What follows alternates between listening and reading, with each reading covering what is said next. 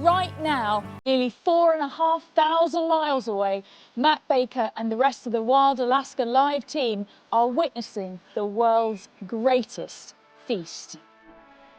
After months of being frozen, the arrival of summer brings a 4-month rush to feed and breed, attracting eagles, sharks, bears and wolves, all triggered by the annual arrival of Pacific salmon to this vast wilderness. Wild Alaska Live is capturing this incredible spectacle. And we are here every day this week, bringing you to the wilder places closer to home, right here in the UK. As a wildlife cameraman, I've travelled all over the world, but the wildlife and wild landscapes of these islands hold a special place in my heart and are full of surprising wildlife stories. As a zoologist, I love getting out and about to the wilder parts of the UK to check out inspirational conservation projects that keep places like this cool bay wild. Over this series, we're travelling from rivers to mountains, from forests to seas, and even celebrating some of our wildest cities to bring you the best our country has to offer. The UK is a lot wilder than you might think. This is Wild UK.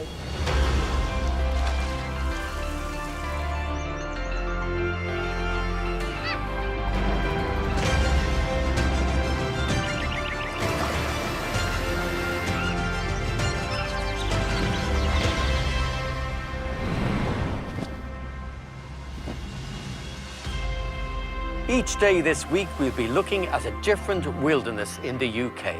Now today, we're revealing the wildness of the seas that surround our islands. I think we're all fascinated by the sea at some level. I mean, just walk along a seashore like this and you can make all sorts of little discoveries. That's right, they're tantalising clues, aren't they, to the wonderful wildlife that's hidden in our seas, like out there in the wild Atlantic Ocean. Our seas and coasts are home to a vast array of wildlife that few of us ever get to witness. It's to swim next to it. But first, a snapshot of our seas and our marine habitats in 2017. As an island nation, the UK is surrounded by the sea. No one living here is ever more than around 70 miles, 110 kilometres from the coast. And with 7,500 miles, 12,000 kilometres of it, there's a lot of coastline to visit. And it's quite some coast. From the vast white sandy beaches of the Hebrides to the dramatic and iconic white cliffs of southern England. The UK is home to 25 species of seabird. They compete for fish alongside 7 species of dolphin, and sometimes even whales. If you take the plunge, a dive can reveal hidden secrets of cold water reefs and wildlife havens on stricken ships.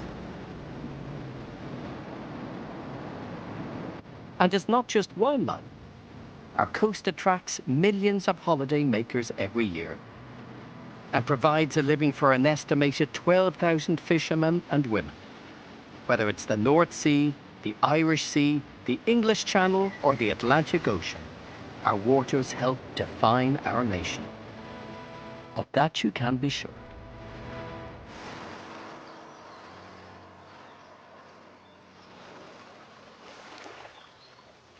I've always loved beachcombing, and this place is proving to be a little treasure trove. And I remember as a kid when I found one of these, used to be incredibly exciting. This is actually the egg case of some kind of ray.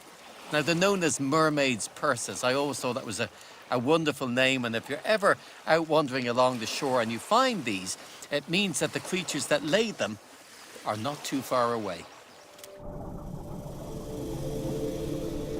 There are at least 39 species of sharks and rays that are regularly found in UK waters, from small cat sharks to sleek blue sharks, but not all of them lay eggs in cases. Beautiful things, I always thought. Yeah, that's a magnificent specimen. Of course, the thing about the bigger sharks is that they give birth to live young, so they don't leave evidence like this lying around on the shoreline. If you want to find out about those sharks, you've got to go into the ocean.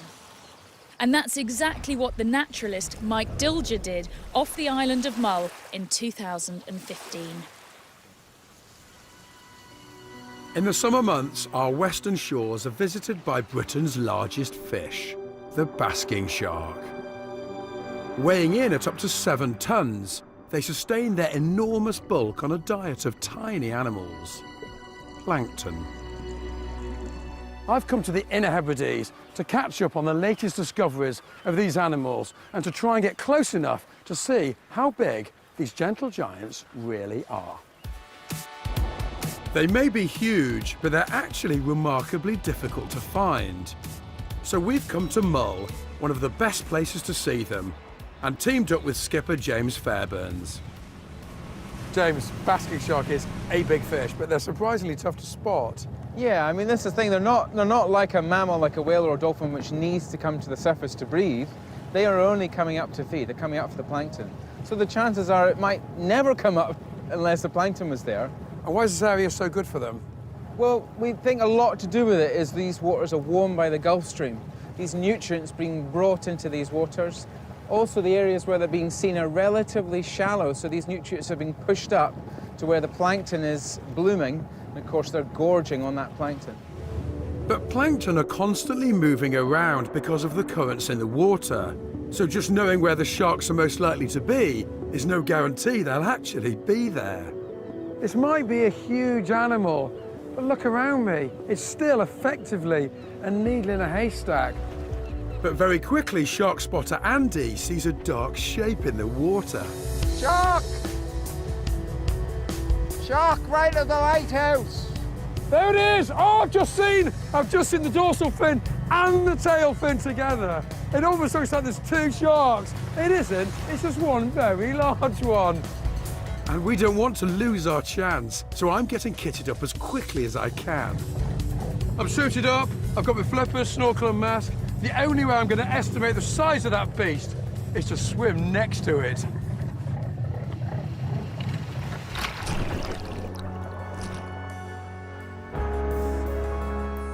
What a monster! They might look slow, but they can swim a lot faster than I can, and they appear very quickly out of the murk. It's heading right for me, but this giant shark presents no danger to me.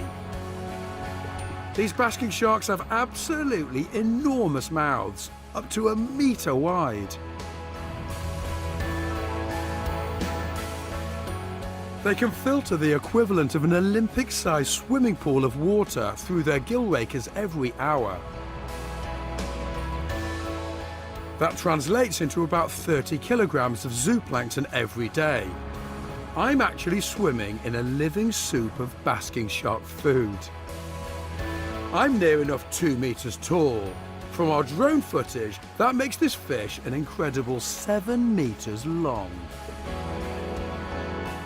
These fish can grow up to 12 meters in length. Basking sharks are true giants. And yet, despite scientists' best efforts, we still don't know exactly where they go when they disappear from our shores. There's something about seeing an animal coming towards you with a mouth that wide, that's that huge, that weighs 7 tons, that's memorable and awe-inspiring in equal measure. And the mystery that still surrounds these giants only makes them even more extraordinary.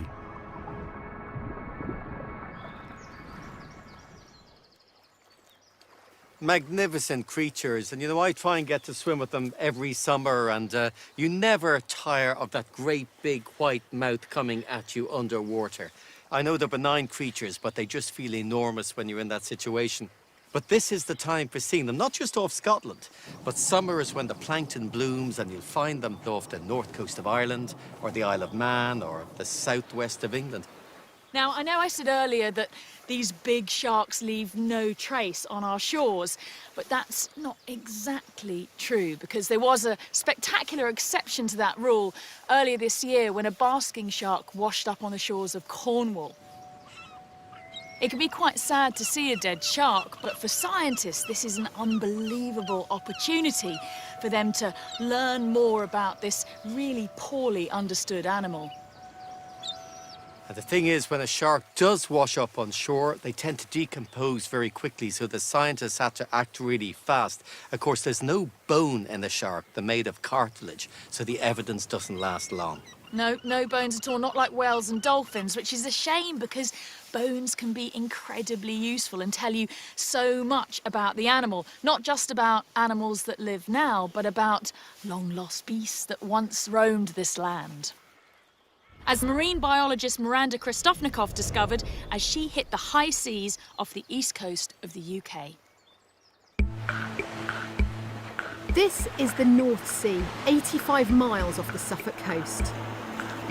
Today I'm on a fishing trip with a difference. We're trawling the seabed about 25 metres beneath this vessel, but it's not fish that we're after. We're hoping to catch something altogether much more extraordinary: mammoth bones. 50,000 years ago, this body of water didn't exist.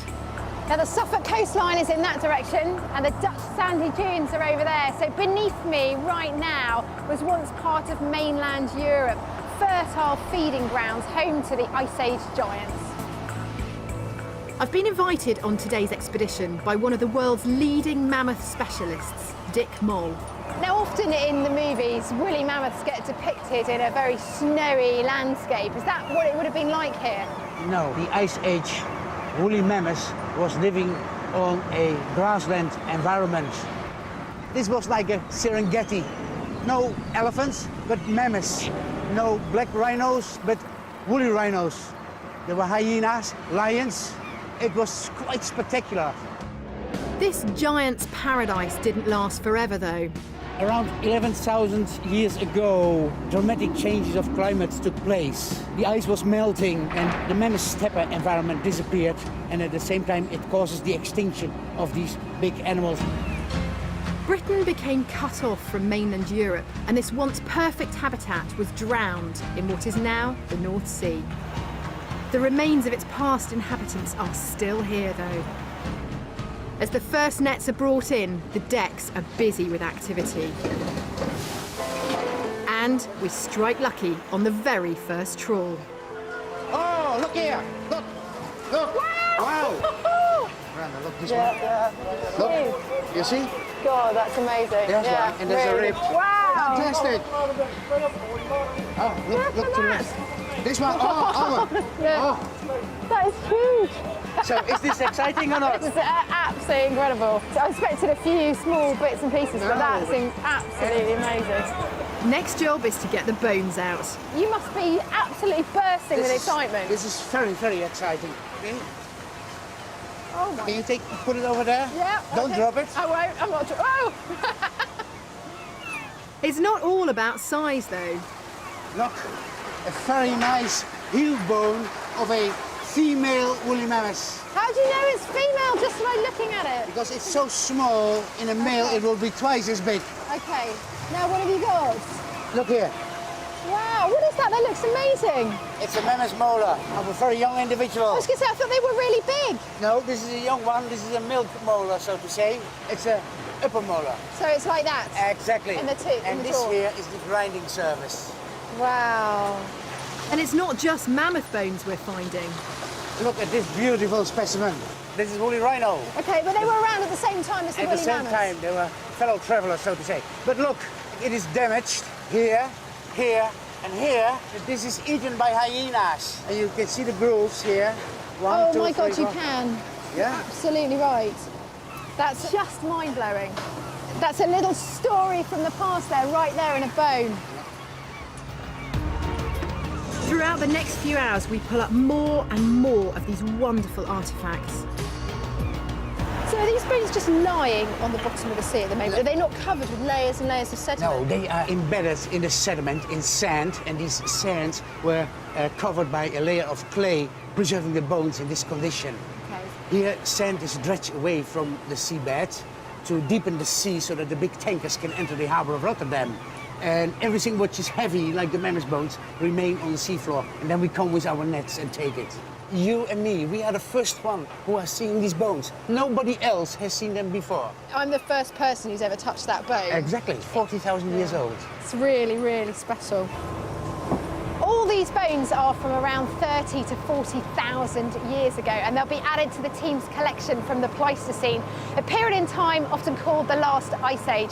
It's now one of the most complete collections in the world.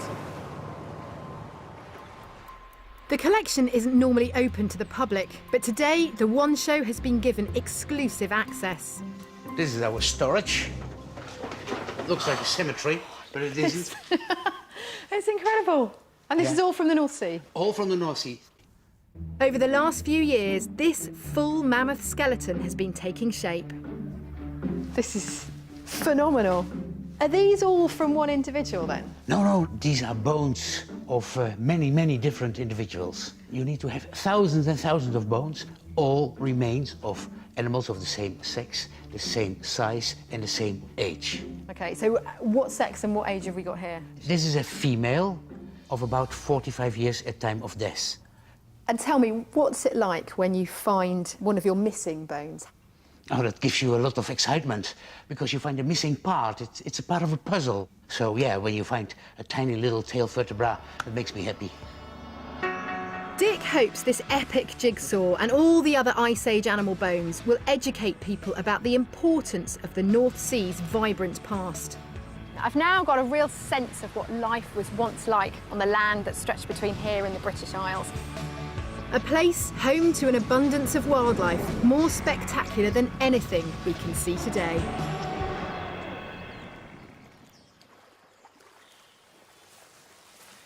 Our seas and coastlines are really magical places, but we can't afford to take them for granted. But throughout this series, we're witnessing the extraordinary lengths that some individuals go to conserve our wildlife and our wild places. One particularly successful conservation project involved Britain's largest bird of prey.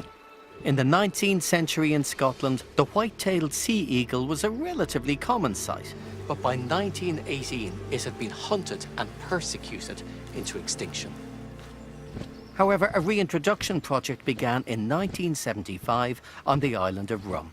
Neighbouring island, Mull, is now a hotspot for these birds, and just a few weeks ago, Lucy paid them a visit. Famed for its wild, rugged scenery, the island of Mull is a haven for wildlife. And thanks to an amazing reintroduction project, sea eagles have been nesting here for the last 40 years. I joined the RSPB's David Sexton to track down one of the nests. So this is the spot. So if you look just down here through the gap into the forestry trees, there's one tree on its own and the nest is about halfway down. Got it? Yes. Okay. So those birds that you're looking at are chicks. No. They're like 8-9 weeks old now. So they're fully feathered. They're just a week off being fully grown. And it's great to get to this stage because often eagles in the nest, one chick hatches and might kill the sibling. They don't often raise two. But sea eagles do more often than other eagles, and fingers crossed, all being well, for the next 2 or 3 weeks, they'll have made it and they'll take their first flight. And that'll be that, they're on their way. And if you just go at about 11 o'clock from the nest up onto the branch, and there's the adult bird is sitting there. Yes. Got it? Yeah. Amazing pale head, big yellow beak, and that amazing white tail. And then those talons are presumably the size of your hands, like. They are, and Yeah. it's just phenomenal when you see them up close. Sea eagles are really adaptable. They'd be as happy in the marshes and fens of East Anglia as they are in the mountains and sea lochs of Scotland. So given time and space and a bit of patience, they will start to reoccupy that former range. To see them in action for myself, I've joined Martin Keevers, who's a bit of an expert when it comes to getting close encounters. All he needs is a few mackerel to lure them in. Martin's just choosing a fish to throw to our eagle in the hope that she'll come and catch it.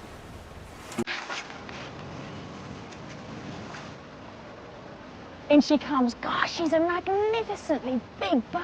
Wow! That's fantastic, isn't it? It's beautiful. You must never get bored of your Oh, job. never get tired of seeing that ever, no. So is there a danger that by feeding them we'll change their behaviour? If you fed them too much, then yes, you probably would do, but we take advice from the RSPB and Scottish National Heritage of an amount that we can give them so they won't change the natural behaviour. When sea eagles have young to feed, they would naturally be taking up to 8 fish a day. Martin knows this bird well, and this year he has 1 chick on the nest. Do you know that bird? We've known him for a couple of years now, yep. He's not the cleanest and smartest dressed eagle in the world, so we've given the nickname of Compo.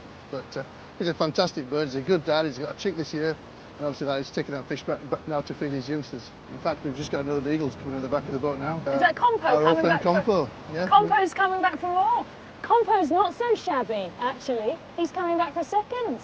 Going to see if you can give him a fish? I'd love to.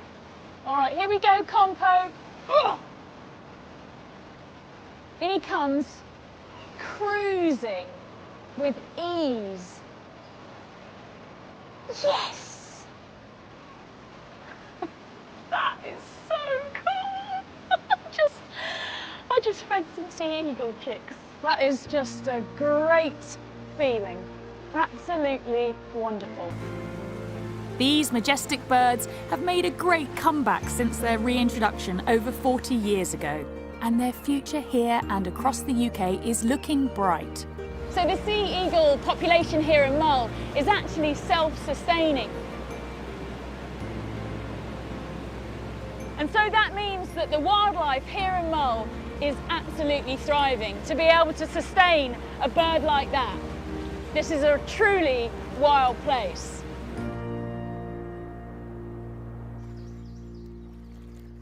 They really are such wonderful birds, and isn't it great to have them back? But you know, we're lucky to live in a place that's got such a varied coastline and has proved inspirational for photographers, and many of you have been sharing your photographs and experience with us at the hashtag #MyWilderness. Like this view of Arran from Seamill Beach in West Kilbride in Scotland, and this of Chanters Cave on Ramsey Island in Wales. Or this beauty from the Hebridean island of South Uist. Now, please do keep sharing your wild experiences online with us using the hashtag #MyWilderness. Now, Alaska's wilderness is being revealed all this week on BBC One and online. And our crews have been out there travelling huge distances to find the very best wildlife there is on offer. And on tonight's show, we'll be introducing you to the families of orcas and the scientists that are researching them. To give you a taster, Wild UK have gone behind the scenes to see just how do the crew get such stunning shots of orcas in the wild. To capture orcas, the Wild Alaska team travelled to Kenai Falls. Their base for this 5-day expedition is the Dora, a fishing and research vessel which the 7-strong team first have to load up with over 25 boxes of high-tech equipment they'll need in order to capture the close-up views of orca they're after. Director Tom Payne explains the plan. We travelled 26 hours, I think it was yesterday, so 2 flights to get here, a bit of a drive. We had about 5 hours sleep last night, and the plan was to get on the water tomorrow, but the weather's looking a bit dodgy, so we're not sure we're going to make a last-minute call on that. But apparently they're seeing orca, which is what we're here to do, so if we can film the orca, we'll be happy, really. The team are planning to film using a complicated stabilised camera system to capture the orcas in smooth, slow motion, and which cameraman Ted Giffords needs to set up on deck before they can leave harbour. Despite all the hard work, if the weather and sea state don't allow it, the team won't get out at all. And right now, it's the wind that's concerning Captain Mike Britton. It's a little windy. It's supposed to be blowing like 25 out of the north, which can be challenging in some respects, especially for filming. A little rocky. There'll be spots where we'll have the lee of land, so it's calmer, but it's going to be a little challenging. Thankfully, so far, the weather is on their side, for now. And with the boat packed and camera ready, the team head out into the Pacific Ocean in search of orca. The team are hoping to make the most of the opportunity of good weather. And it's not long before orca research scientist Dan Olson has them in his sights.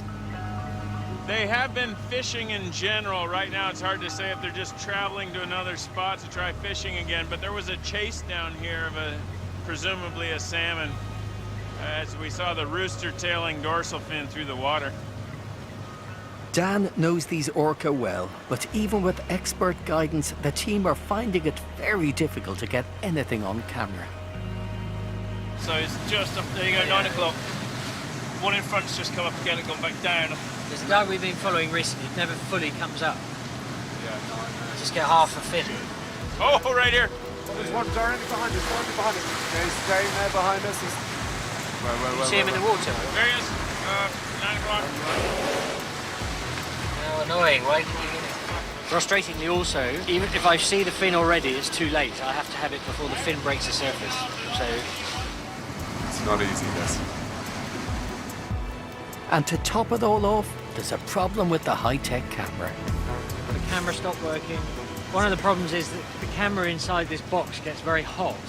But as with most things, the only way to find out is you turn it off and on again. In the end, the broken camera becomes the least of the team's problems. The next day, the crew are stuck in the harbour. The weather has taken a turn for the worse, and the equipment needs extra protection.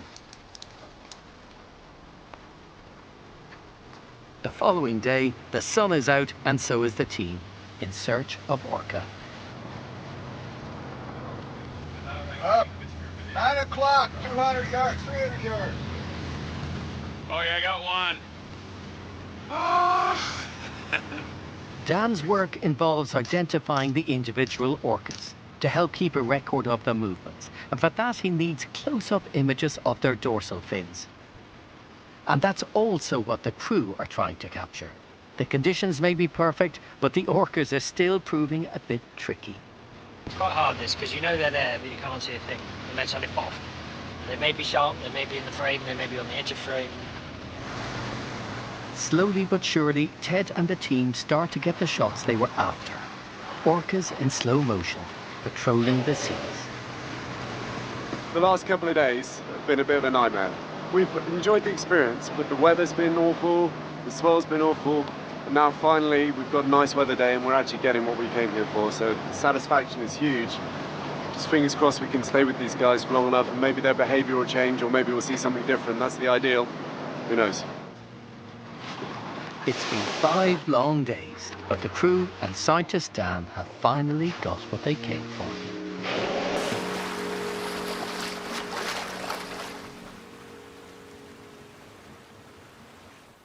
Now, the perseverance of the Orca team really did pay off, and they got some extraordinary footage, didn't they?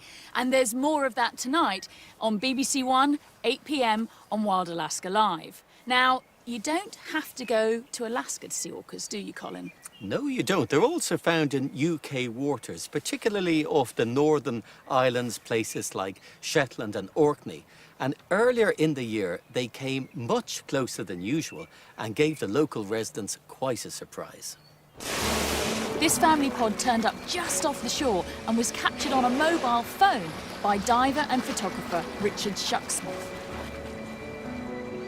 It just goes to show that Britain is a lot wilder than you might think, and to experience it, you just need to get out there and find the wild places near you. But if you need some extra inspiration, then here's our guide to where the wild things are.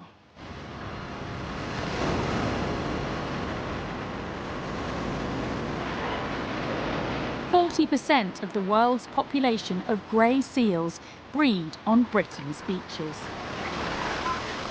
The end of September to December is the best time to see pups as they take their first swimming lessons, supervised by mum.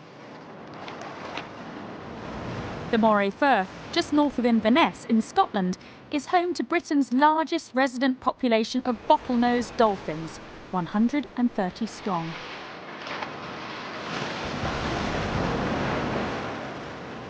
We have 5 species of jellyfish in the UK, and the most often spotted is the moon jellyfish.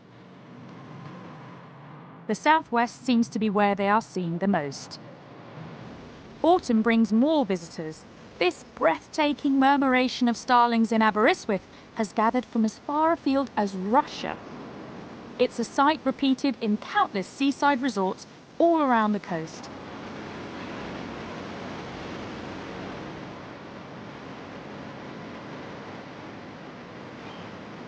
The coast of Northumberland in spring and summer plays host to thousands of seabirds, including the shag. You can follow their breeding behaviour, including the entertaining race to make their nests with a limited supply of resources.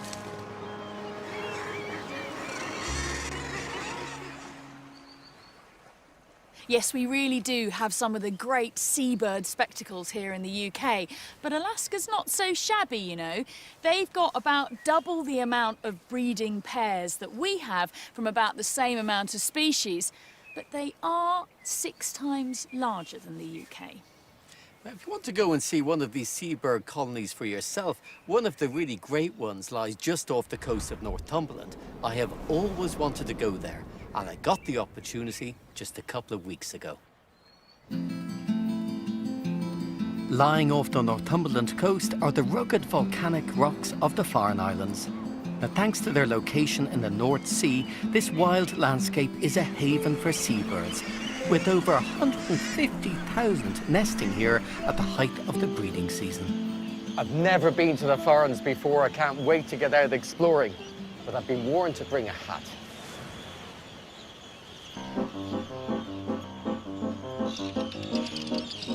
The first to greet me here are the Arctic terns, and they're not entirely pleased to see me. The reason they're so aggressive is they're just trying to defend their youngsters. Some of them are on eggs. Some of them have little chicks. They have these beautiful blood-red bills. It's incredibly off-putting, and that's why they do it. I mean, their bites don't really hurt in any way, but when they nest in a colony and they scream and they fly about in your face, they see me as a potential predator. Hello. I'm sorry, we're just passing through. Beautiful creatures. Thousands of them here. And you don't have to look far to see the nests they're protecting. If you can stop for a moment and look around, you see that there is lots of nests here. Some of them are still on eggs, some on little chicks, some with big chicks, but they're absolutely everywhere. It's very hard to figure out who belongs to who. With just over 1,500 pairs, the Arctic terns are doing really well here. And they're not the only ones. Puffins are another of the island's most famous residents. They come here to breed, returning to the same underground burrows every year. Jennifer Clark from the National Trust has been monitoring these characterful birds and checking the progress of their youngsters. Are you feeling anything? Oh, Oh, you got something? oh. I just felt a warm body. Hello. I got it. What have we got? There we go, there's a puffling. Well done. That's great. So we'll just pop its wings in. That's quite a big one, that one. So that one's maybe got another week or 2 before it's going to leave the burrow. It's still very fluffy. They can't go into the sea whilst they're fluffy like this because the downy feathers will become waterlogged. So it needs to wait till it loses all that down. How long does it take them from egg to leaving? So it's as an egg for 40 days, and then it's a chick in the burrow for 40 days before it leaves, and it'll leave under the cover of darkness because it's much safer to do that. less likely to get attacked by gulls.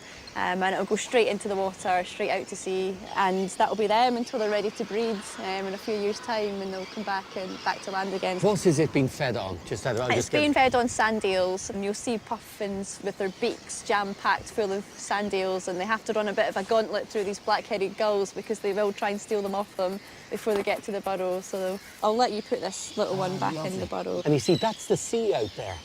That's where you're going to spend the rest of your life. Yeah. The Farns are home to an incredible 80,000 puffins. Like other seabirds here, they've been thriving thanks to the conservation efforts of the National Trust, which manages these wild islands.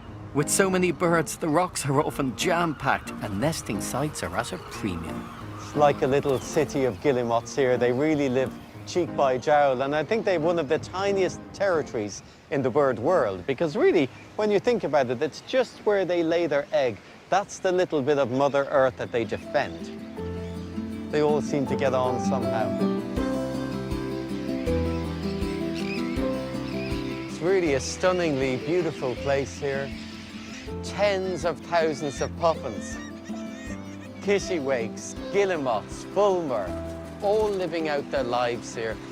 I think in many ways seabird colonies are our wildest places.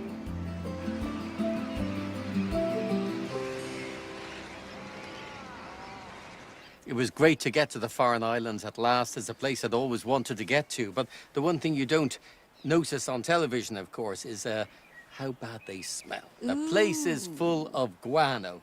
And the smell of that, I can still smell it now. I can smell it on you, actually, Colin, if I'm honest. But I reckon seabird colonies are about the closest thing that we've got to the Serengeti. You know, that real sense of wildlife all around you. It did look fantastically wild, I have to say, but the sad thing is that although these are spectacular wild places, man is having an impact. And some seabird colonies you'll find now, nests are being built with bits of plastic where birds have mistaken those for seaweed. On the island of Grassholm off West Wales, for instance, the nesting gannet population is really suffering the effects of plastic pollution, and volunteers regularly save over 50 birds a year. Yeah, it's shocking, really. And there's been a study that was published fairly recently that said that perhaps 90% of the seabirds in the world now contain plastic in their stomachs. So what can we do about it? And that's you and I. Well, use less plastic. Try and avoid it at all costs whenever possible. And if you find it, try and dispose of it properly. And plastic pollution isn't just a problem for our shorelines and wild spaces above the waves, as the one show's Miranda Kristovnikov discovered in 2013 when she headed to Pembrokeshire. The Pembrokeshire coast is the only coastal national park in the UK, reflecting the importance and beauty of this area above the waves. And life below the waves here is just as stunning. In 2004, around 1,400 square kilometres of sea off this coastline was designated a special area of conservation. Yet, just because it's highly protected by law, it doesn't mean the underwater world's out of harm's way. A national beach clean-up held in 2012 showed that the amount of litter on our shores had increased by 15% in just 1 year. And that rubbish can easily make its way from our beaches into the marine environment, where the problem becomes much less visible. Out of sight is often out of mind, but not for Neptune's Army, Britain's only dedicated marine rubbish collecting team. Their mission, to keep the underwater world pristine. Davy Jones has been volunteering with them for 5 years. Lawnmower, shopping trolleys, they turn up quite regularly. Plastic bottles, rod tips, loads of lead cans, weights. Loads of lead weights, yeah. I think our record is 730 in one dive. No way. Satellite dishes, computers, a whole range of things that you wouldn't expect to find in the sea. Everything, including the kitchen sink, yeah. And where's that coming from then? Sadly, I think this sort of stuff is probably fly tipped. Yeah, I think people would probably find it easier to throw things in the sea perhaps than go to their local tip, which is a bit of a shame. And today I'm joining in with the cleanup. My dive buddy is Dave Kennard, the man who brought this cleaning army together. Well, the group's been running since 2005, and it always amazes us how much we keep coming back and finding. The site we've come to today hasn't been dived by Neptune's army yet this year. We're armed with a collecting crate because Dave is expecting plenty of rubbish.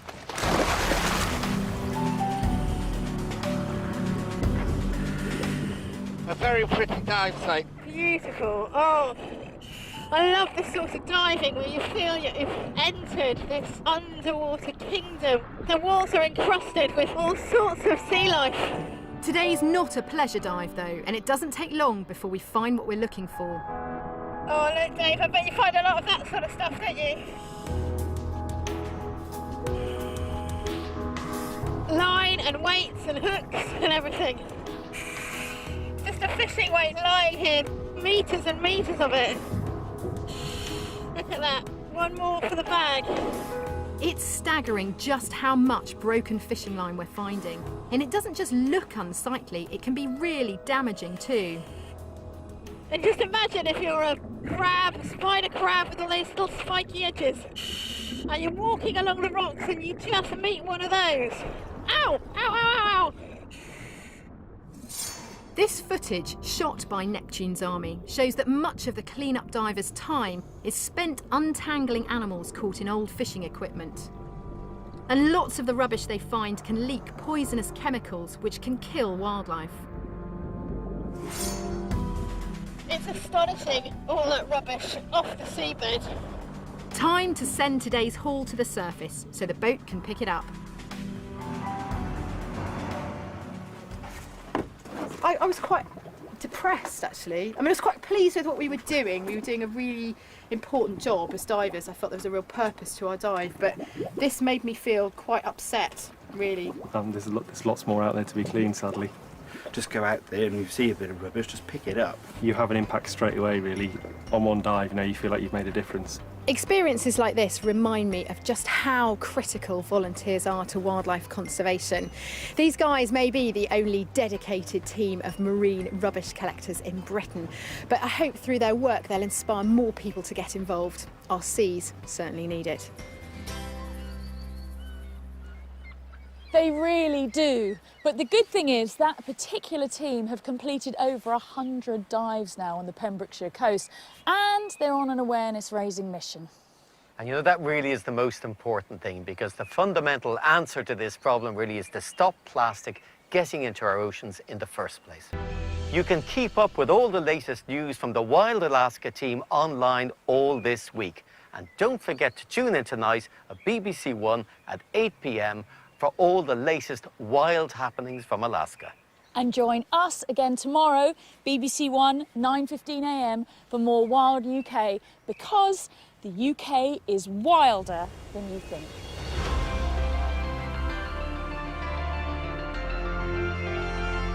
Yes, make sure you're with BBC One tonight at 8 for Wild Alaska Live, and we've got more on that next. And in a few moments, we're on the trail of more homes under the hammer.